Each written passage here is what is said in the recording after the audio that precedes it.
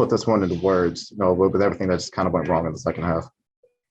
Well, it's hard to, it's funny, Kai. I thought it started at the beginning of the second half, even though we kept the lead. I think we had 6 turnovers in our first 10 possessions to start the third quarter.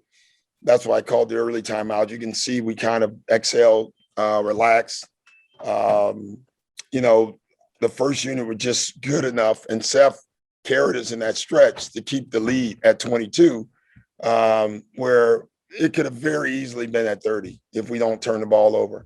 And then, obviously you got to take guys out, and the second group really struggled tonight in the second half. They were phenomenal in the first half, and then in the second half they struggled.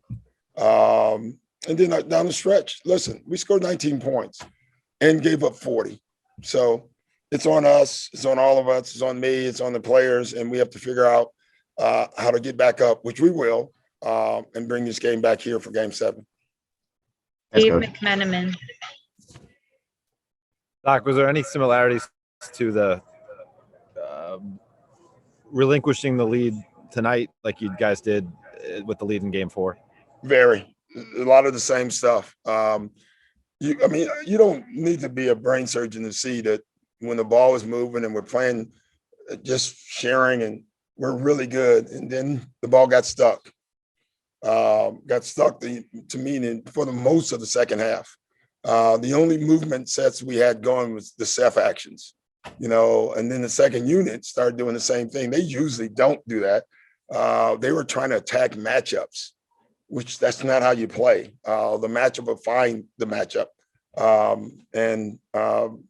Having to put the first unit back in with 10 minutes left, killed our rotations, but we had no choice, so it was a tough one, tough loss.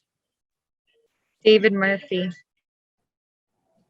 Doc, what was the mood in the locker room, and what are you seeing out of your team right now? I mean, you could just feel the energy in the entire building kind of floating away in that fourth quarter. How do you get back up, and what's your barometer as a coach of this team right now? No, we'll get back up. I mean, we'll be back here for Game 7. I believe that. The mood was down. It was awful. What would you think it would be? It would have to be, right? And so this is part of sports. You have some awful moments in it. There's no guaranteed path to getting to your goal. We have made this hard on ourselves. We have to own up to that, all of us. And then we have to get up and be ready for the next game. And it's going to be a crazy atmosphere. Good. We'll be ready for it. Thanks, Doc. Kyle Newbeck. Doc, how much do you think Ben's issues at the free throw line are permeating through the rest of his game right now? I don't think that. You mean as far as other guys missing free throws? No, I mean just in terms of his lack of involvement offensively, generally speaking. Well, listen, Kyle, I would say the fouls in the first half actually helped us. We actually increased the lead when they were doing it. And the beginning of the third quarter, Bogdanovich and Herter were 4 and 5 fouls. So in a lot of ways, it came back. It really hurt us, helped us. The missed free throws in the fourth quarter hurt us. So I would say that's where it affected us for sure. Well, so let me rephrase it then, Doc. If you get into a situation where your point guard and your organizer of the team effectively has to come out of a game late, yeah, make a free throw. Yeah, but what are the downstream effects of that?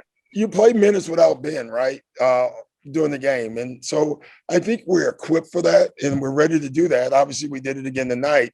Do you want to do that is a better question. And the answer would be no.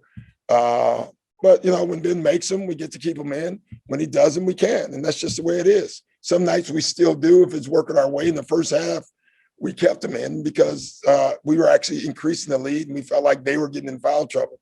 Fourth quarter, you don't really worry about foul trouble. So then you have to make them.